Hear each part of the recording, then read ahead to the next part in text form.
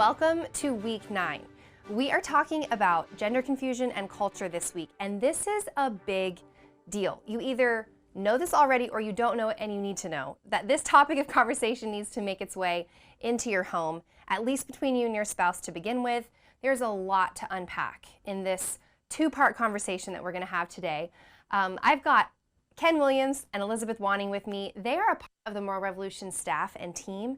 They also lead a ministry called Equipped to Love, where they specifically are about helping people navigate different questions and issues regarding LGBTQ. So, you guys, thank you for being with us. Your years of experience and all of your expertise is something that we are going to glean from, me and the parents watching, so thank you. Ken and Elizabeth, I'd love to jump in with having you paint a picture of just kind of the cultural context that our parents are having to navigate as they raise their kids in this journey of sexuality. And I love the expertise that you bring to the table. You both have had pasts where Jesus has come and absolutely brought victory and wholeness in the area of gender confusion and homosexuality. I don't know if you'll get into a little bit about that, but I just am really appreciative of all that you bring to the table of this conversation. And I think it'd be awesome for you to kind of help our parents watching understand the global context we're in.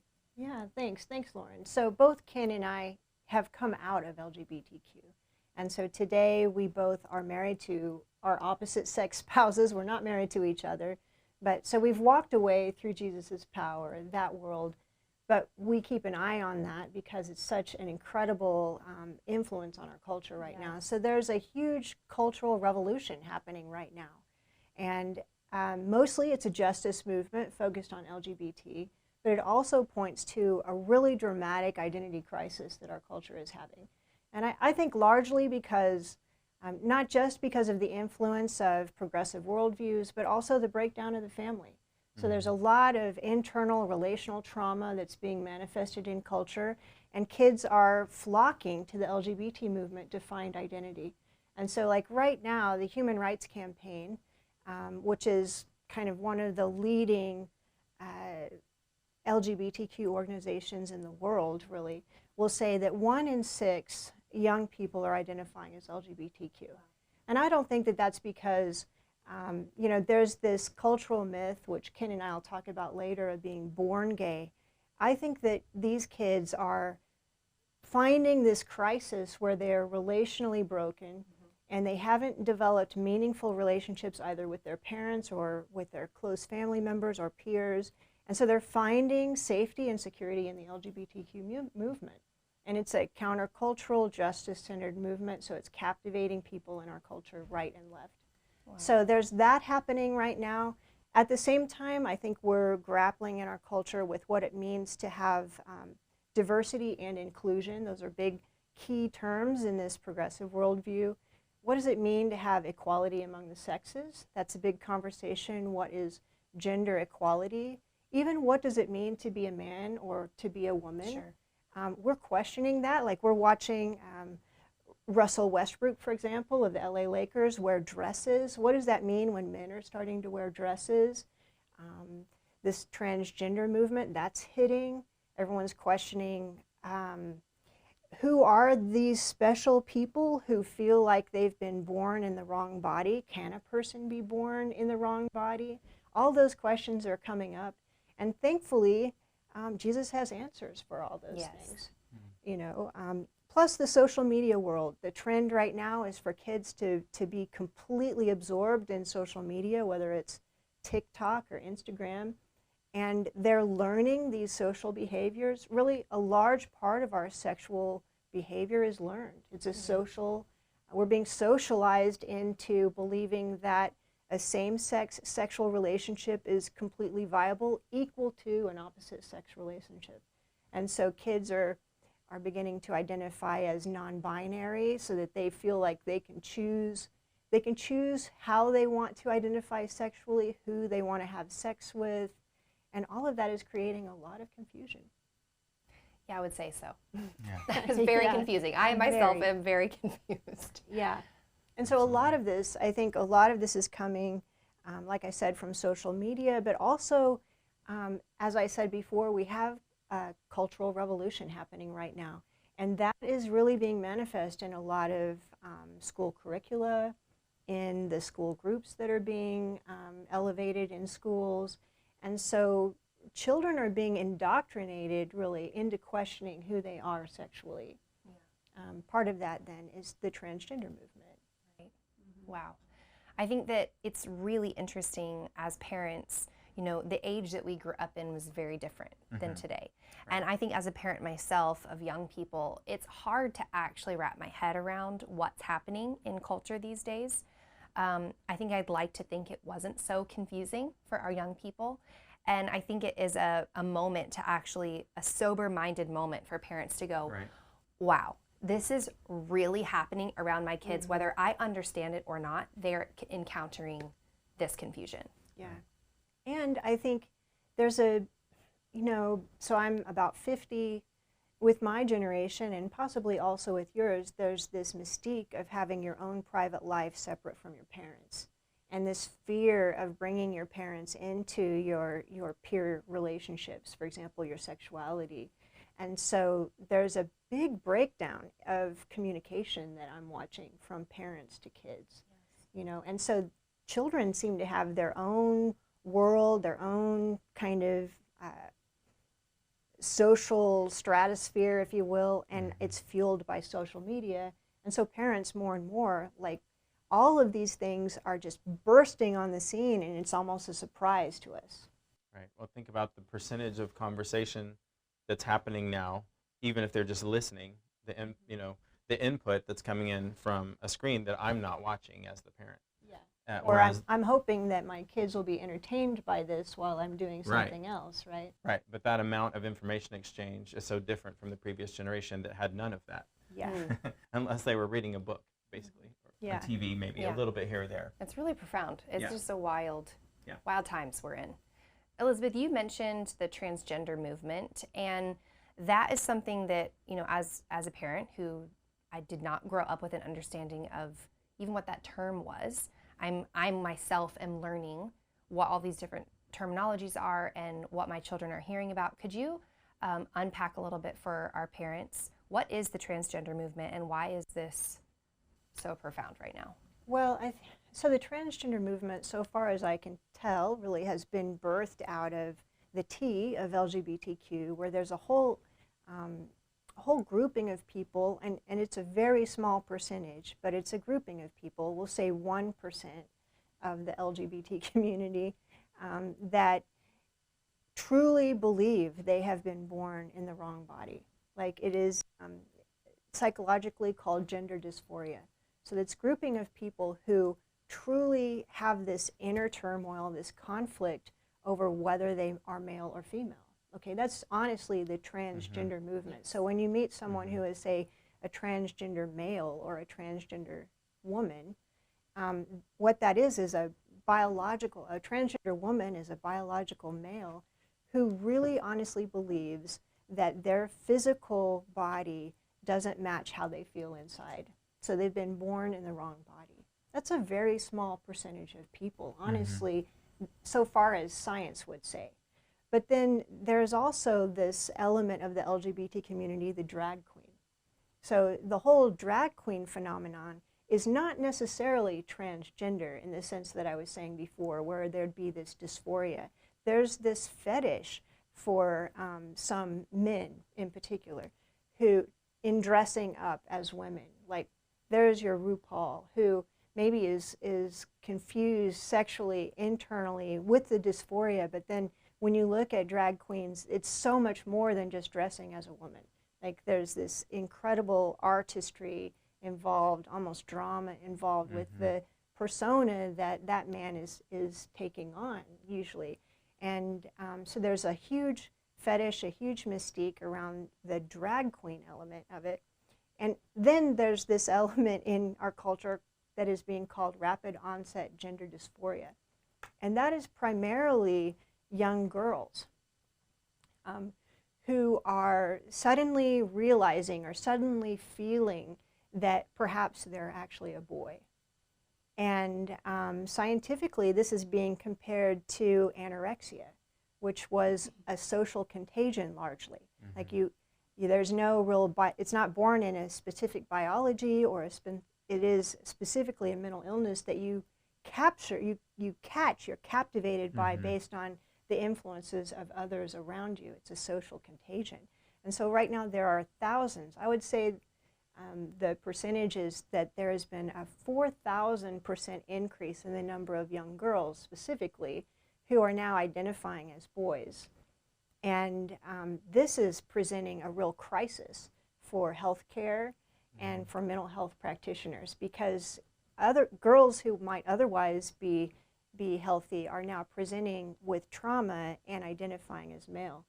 And that's very problematic, as you can imagine, because we have this conflict in culture that wants to not discriminate against the LGBT community and wants to protect, bring justice to the LGBT community. And now we have this new phenomenon rising up in culture. It's not exclusively girls, but it's largely girls who are identifying as the opposite sex. And that phenomenon is being, it is pressuring our entire culture, like particularly in schools.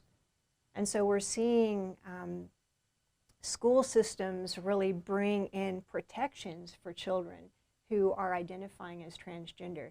And instead of questioning why are you experiencing this inner conflict, this turmoil, where you don't resonate with your biology, you don't resonate with your biological body, instead we're saying, no, we must affirm this new opinion that you have about yourself. And so the question of why is being pushed aside, and children are being affirmed in this new gender identity, all the way to the extent of empowering them to surgically transition to the opposite sex. And that we think is super harmful and immoral, really transitioning a child. And that's happening mostly by parents who are identifying their child as cross-dressing somehow or playing somehow as a child as the opposite sex, and then presuming they're transgender. And in an effort to assuage their kind of fear that that will be a detriment socially. So what I mean by that is, social stigma will cause them to be depressed or to be deficient in some way. Parents are trying to protect their children by applying hormone therapies or surgeries. And there are very few psychologists who will do anything other than really affirm that because of political pressure in our culture. So that's a very, very confusing world, and probably I've butchered it in just the explanation. No, not at all. I think it is wildly complex, and it is an interesting piece of our cultural landscape right now that is absolutely impacting our society. But it's not something that, depending on the community that you're a part of, you might not see it all the time. But it is absolutely having an impact. Another thing impacting our cultural landscape is in the arena of parental rights. Could you just unpack a little bit about what's happening on that scene right now? Yeah, and really that's closely tied to the transgender push and the rise of the LGBTQ community in the cultural forefront. So we're seeing a lot of legislation happen in the United States that's protecting, rightly seeking to protect LGBTQ identifying people from discrimination. But then the way that's coming down the pike into the realm of children is the adult perception seems to be that identifying as a child as LGBTQ is fraught with all kinds of fears and all kinds of problems within the family. And so there are new confidentiality restrictions being put into place for a child who identifies as LGBTQ over and above the rights of a parent, and particularly on the transgender issue. So more and more schools, or especially here in California, for example, are opting to put together a confidential form that would interview a child, even a child in elementary school, asking, what is your gender? How do you identify? And then asking, well, do your parents know? And if the child says no, then asking, do you want your parents to know? Wow. And if the child says no, then the school is liable to keep that information confidential. Wow. And so children are identifying as transgender in particular, or non-binary, and parents are not even being told about it, not invited into the process. Wow. And there's legislation happening across the U.S. that protects that space for children. So, for example, in the state of California, the legal age of consent for a child, for a minor, is 12. So a 12-year-old in California can get an abortion without parental consent, or can see a mental health care practitioner without parental consent. Well, the next step there is getting hormone therapies, or perhaps even surgical interventions without a parent knowing. Gosh. Hey, related, unrelated. Listen, there's some truth coming and some hope. So don't even get scared. We're talking about context here. But related to what you were just saying, I'm aware that there's also measures being taken to change the way that counseling and therapies are done, even for people who would like help. Yeah. Could you help our community understand that's that a good. little bit? I mean, so a lot of us have heard about conversion therapy and conversion therapy bans, and all of us are opposed to any kind of abusive or harmful kind of counseling approach towards an individual. That's off the table. Yeah, of course. But what's happening is that under the accusation of conversion therapy, then therapies that allow a person to question their sexuality or question their gender with the possibility of resolving the conflict. So bringing maybe a transgender identifying person back towards their biological sex, for example, is being made illegal in many states in the United States. And so in most places where there's a conversion therapy ban, it's for a child. And if a child is identifying as transgender, that would mean that there's no legal way for a parent to find therapy for their child to find resolution of that conflict. Think about how problematic that is too, knowing that it's very common for a child to go through at least a brief season, in their development, playing, where the girl's playing with some boys' toys, or vice versa, or, I don't know, identifying with the mom more in that season if you're a boy, things like that. It's so common. And then to know that if there's a moment in there where the child expressed something to a school counselor or something like that, like, well, I actually feel like I'm a girl right now, then it's like that could get locked in, and that's the only road that anybody can help take that child down. Wow. Yeah. Oh, goodness. Okay. Yeah. And I think that mainly is fraught. It's just surrounded by fear. Right. Yeah. And it's fear it's driving these kinds of legislation, and it's fear that's causing people to suddenly kind of shut doors for explanation or exploration, and it's causing parents and teachers to fear one another. And so, but Jesus has answers for that. He does. He does. Let's move there, because I think the point of this is to actually help you as parents really understand the cultural landscape. Like Elizabeth has said, a lot of fear in this area, and understandably, I think as parents it can be quite intimidating to figure out how to navigate, even if you have a child who is not questioning their own sexuality, that's very sure of their sexual identity, actually helping them learn how to navigate this culture and encounter other children who might be, or teachers that are very clear about what they believe, or school. It's a whole thing. So let's talk about the truth. Let's unpack a little bit about what is the truth, and let's help parents really understand how to navigate some of this with freedom and truth. Yeah, well, the first thing that we want to make clear to everybody, which sounds like everybody would believe this, but today not everybody does, is that it's impossible to be born in the wrong body. So, Amen. That's not a thing. If you have XY chromosomes, you're male. If you have XX chromosomes, you're female, and that's how we determine what our gender is, or our sexuality is based upon what our chromosomes say. You'll hear things today like, oh, well, the sex assigned at birth. Well, actually, no, nobody assigned your sex at birth. The minute conception happened, then your sex was determined. God decided. God decided, right. When that sperm met that egg, it was determined whether you were male or female. So every one of your nucleated cells, all of your DNA says you're female or you're male, and you can never change your DNA. No. So there are trillions of those cells all throughout your body. It's not as if it's just my genitalia or something like that. It is impossible to say that someone is female if in fact they have XY chromosomes. And there was a study that was done, kind of a landmark study that was done in 2019.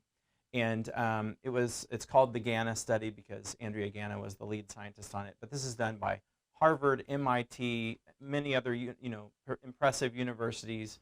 There were people in the study conducting the study that were gay. There were ones that were straight. This is peer-reviewed science, gold standard. It's an excellent study. They studied 493,001 people. And it's over 30 years is what they looked at. And they looked at the entire human genome. So every one of the genes in your body and the other 493,000 people, they looked at every single gene. And they were looking for, is there a gay gene? And the study concluded there is not. There is no, it's impossible to say that your genetic makeup is what caused you to be gay. There is no individual gene or genes that we could say, oh, well, if these genes are flipped on, then this person, there's not that. Now, pretty much anything you study has some measure of heritability.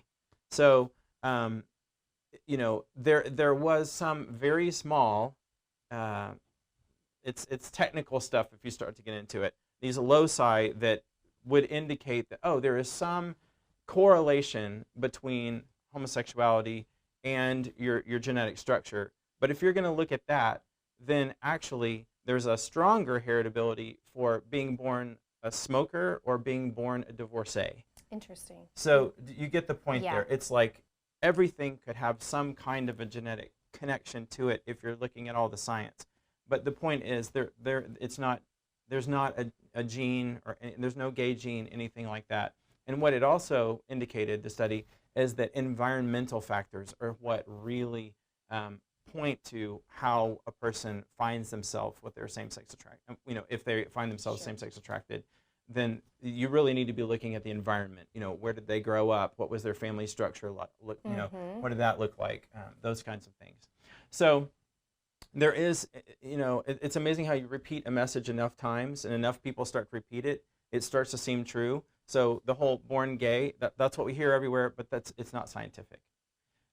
Also, we want to point out that, you know, like was mentioned earlier, if a child goes through a period of feeling like they are, you know, that they are female when they're actually male, if that does not get affirmed by the people around that child, then 85% or more of the time, that child will just naturally go on and not any longer believe that about themselves. Yeah, Wow. particularly after puberty. Yes. So think about how important it is to just allow that child to continue to navigate and sort that out, you know, with a loving family around them, hopefully, because in most all the cases they're going to just come out of that. Sure. But if all of culture comes around in your school and all that and starts to affirm that, then you've got a different situation. That's when it becomes confusing. Exactly. So you know, what mine and Elizabeth's experiences is that by going to the Lord, and I recorded a 10-minute also version of my testimony that people can view if you want more in depth. But Right. we've experienced that those feelings of gender confusion. I had a minimal amount of that, you know, because I identified with the females so much better than I did with the males. That and my homosexual desires and things like that. When becoming really intimate with the Lord and walking with Him in a very personal way over years, it resulted in really being transformed by the renewing of my mind. Yes. And so, you know, that's just not, I mean, I have a much bigger struggle knowing how to be a good parent just in general, you know, or not getting frustrated with my daughter when she won't put her shoes on the right way. You know, like Right. those are things that are really hard for me, you know, on a day-to-day basis. And my sexuality has gone way to the back burner and not something that is a struggle. And so I just want to encourage you, you know, the Lord cares, and the Lord is Yes. addressing these issues. Yeah. Okay, so a lot of what we're talking about is what happens in child development and how impactful those seasons are. So we know that some parents watching, you're watching, and you've already got teenage kids who are in a cultural battle. And obviously, we have answers for you about some questions you're probably asking. But there's a lot of people watching that are engaging in our community. They're very interested in setting up from the foundational level a healthy environment that's going to foster healthy child development. So let's start at the early ages of child development and help us unpack that a little bit. Yeah, sure. So the way I kind of wanted to approach this section here is to give you 3 different words to think about. One is identity, the next is attachment, and then the third is socialization. To me, if you have those as a lens as you're helping your child go through their development, I think it's going to help you. So first, let's talk about identity. So as a child, I was very uncomfortable with my identity, and it manifested in different ways. So by the time I'm like in my early teens, I remember feeling very uncomfortable, like seeing my dad put on deodorant, seeing him shave. Just a man with a beard would be very intimidating to me. Like I wouldn't want to be around a person like that. Watching guys play sports, all of those. And why is that? Is because I was not comfortable in my identity. I didn't feel like I, as a male, was capable of those things or that they represented me. And you know, a child that's having gender confusion would feel very likely some of those same things. And so what can we do as parents then to prevent that from happening? And one, I think, is we just start talking at as early of an age as you possibly can. We start talking about what is family. What are the different identities in family? What does it mean to be male separate than female? How are they different? How do they complement each other?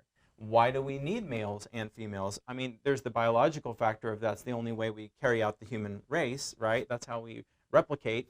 But beyond that, it's like, well, you know, fathers behave a little bit differently in many ways than the mother does, and they offer different things, and those are good things. They're not. Those are strengths. And so we talk about that. We celebrate, oh, wow, so you're a boy, and what does that mean? I had a fire drill the other day with a little playtime with my boys, just helping them understand what does it mean to be a male. And, you know, my boys are like 8, 10, and 12 years old. And so we did this fire drill because it was a dad training. We were talking about, okay, you're the protectors. You have to get if there was a fire, your job is to get all the family out of the house. You know, those kinds of things. So we do things to accentuate and to spell out what is identity. Second thing is attachment. You know, we find Elizabeth and I in working with people, it's so common. People did not bond with their parents, and oftentimes with the same-sex parent. Something happened to block that, whether it's, you know, work schedule of the parents, and they were one parent traveled a lot, or they were just out of the home. Maybe you had a really different personality from your dad. For me, let's say, okay, same-sex parent is my dad, and he wasn't interested in being outdoors, and I was allergic to the outdoors. You know, things like that. You know, I think even intelligence or things like that. If you bond more with one parent because you can talk real deeply, just things like that. So working to find out how can I make inroads with this child to make bonding as easy as possible. So how can I kind of express, you know, the Lord showed me years ago, in order to create feelings of intimacy, you really need to show someone that they are uniquely known and deeply valued. And how can I show that as the parent, you know? How can I kind of get on their level and show them that I'm so interested and I see how they're different from others and affirm them in that instead of doing the opposite. Joseph Nicolosi is an expert in this field of helping people with gender struggles, and he's pointed out that the children need to have attention, affirmation, and affection. And so we as parents, certainly, if we're aware of it, we can do a much better job of that than if we're just kind of doing life. Absolutely. And so by remembering attention, affection, affirmation, and giving liberal amounts to our kids, we can really meet that need. And then the final thing I'll mention right now is socialization. It's amazing. You know, Elizabeth mentioned the rapid onset gender dysphoria. I mean, I think we all have to realize, like, if it's rapid onset, that's socialization. Like that's I'm responding to my environment. The people that are around me, what are they saying? What are they feeling? How are they dealing with different things? And so this is true of this issue as well. And I think we'll go into more of the socialization aspects in the next segment. But realizing that the company that your children keep is having a profound impact on how they feel about themselves, who they think that they are, and how that they should behave in the world. So, you know, certainly with young children, being aware of how my child is receiving what's happening with his peers and responding to it. There are ways that I can, we'll talk about in the next section, kind of stack the deck and help them navigate it as best as best as they need to in order to own and live out the identity that God has actually given them. It's really good. I think the key would be just that our parents would understand there's absolutely a powerful role that you play in your child's development that absolutely can curb any sort of tendency or trend. Your parenting has a direct result in how your child attaches to you, identifies with themselves, is comfortable in their own skin, and socializes with people around them. So we want you to feel powerful as parents, that this is part of your role, your God-given role, and He's given us the tools to do it, right? That's right. Amazing. Okay, we're going to wrap this segment up. We have part 2 coming. We're going to dive into some more specific questions. And thank you again for being with us, you guys. We appreciate it. See you soon.